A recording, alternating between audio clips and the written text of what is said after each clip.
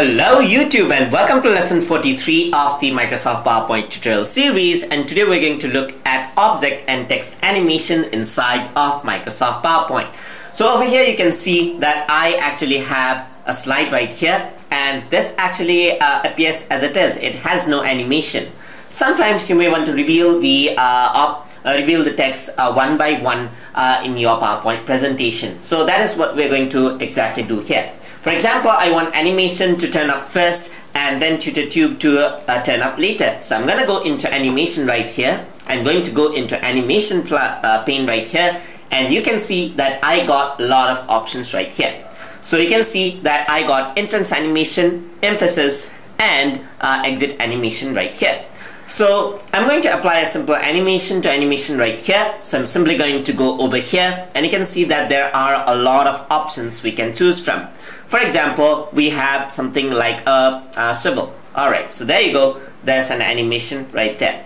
And now on the tutor tube section, I'm going to go over here and then select another animation right here. Then press Ctrl Z over there because that's not the animation I want. Let's go over here and press zoom. So that's the animation I want. So in order to preview the animation, you can simply click on preview right here. So let me press preview. There you go. And there you go. But I guess that this animation is quite fast. Quite slow. So I want to change the duration. So let's say I want to do it around only 1 second.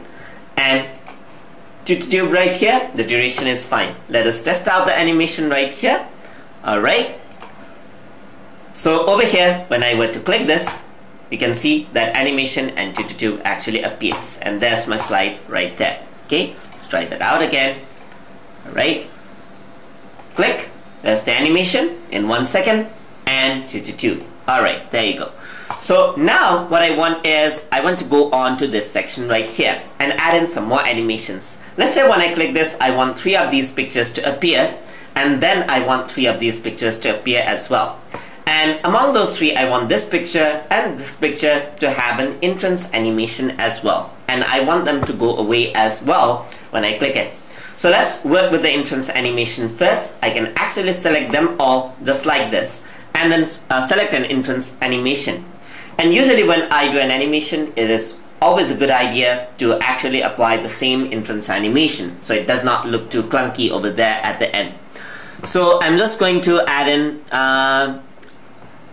let's say, something like a float in animation right here. So you can see that I got float in animation to all, and you can see number ones in all of these. That means all of them appear at the same time.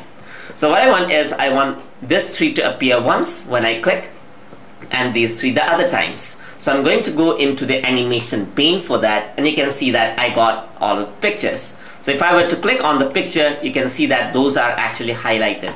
So I want picture number 4, picture number 7, picture number 12. Let's get this together right here. And picture number 9, 15 and 18 are other 3.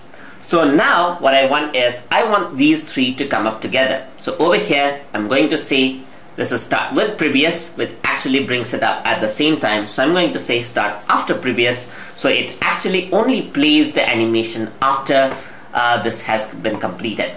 Same goes for here. I'm going to say start after previous. Same goes for here. This is going to be start on click, because I want this to start only when I click the mouse. And then this will start with after previous right there. And then this will start after previous as well.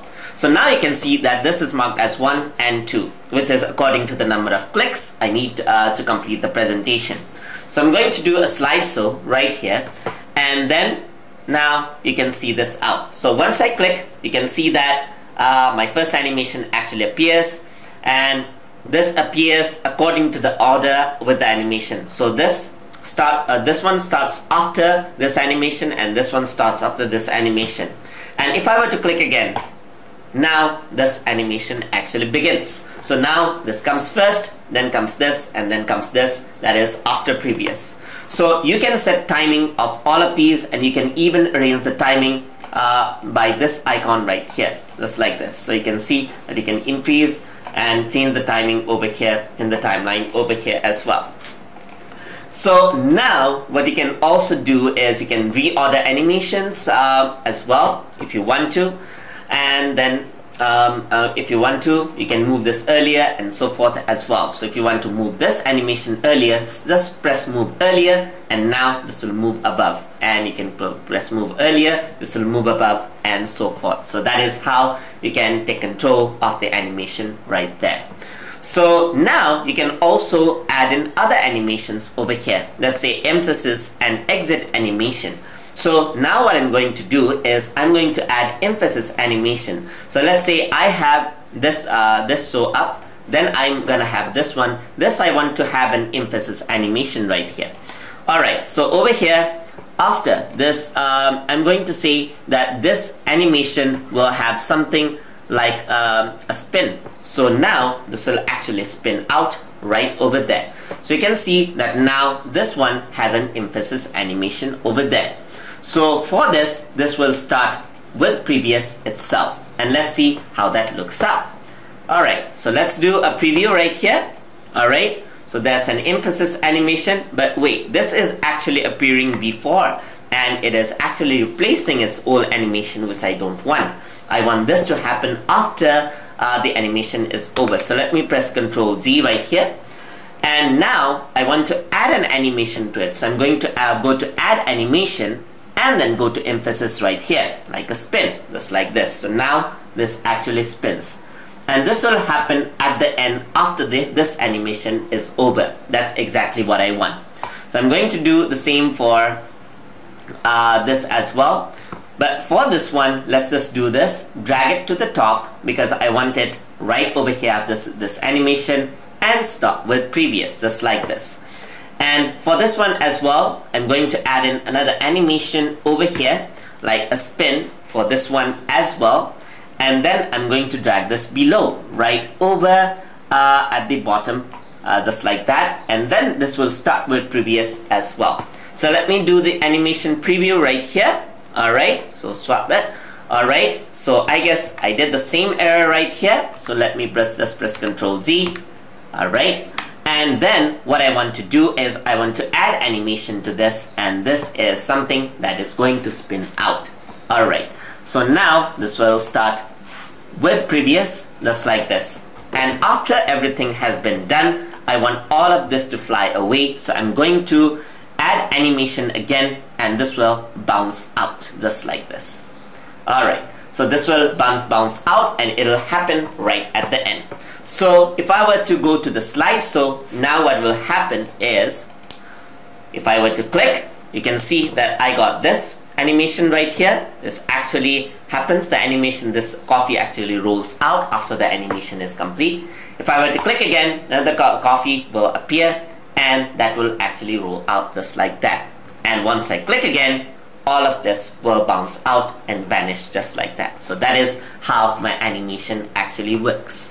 So you can see that these are the ways you can set the delay as well. So let's say you don't want the animation to happen right away, you can have a 1 second delay as well. So what it does is that once I click, it'll actually have a 1 second delay. So now I'm going to click, and only after 1 second of delay the animation will play. So now click again, and over there the animation actually happens. So you can add in delay as well. Alright, so now you can see that at the end there was a delay applied to this as well, which was not something I wanted to add in, but anyways I can actually resize this and arrange that out as well. So you can add an entrance, emphasis, and exit animation right over here in PowerPoint quite easily. You can add animations here as well. You can check out the animation pane, and if you want the slide to play automatically for some reason, you can also do after previous, just like this, and all of them will be set to after previous, and then all of them will start playing automatically just like that. So now if I were to preview this out, I do not need to click anything. The animation just starts playing just like that, and you can see that everything is happening automatically. So if you want the slide to go about itself with the animation and so forth, you can also set everything automatically, and that does the trick as well. So that is how you can work with object and text animation inside of Microsoft PowerPoint. Hope you guys learned something as always, and as always, please like, comment, share and subscribe.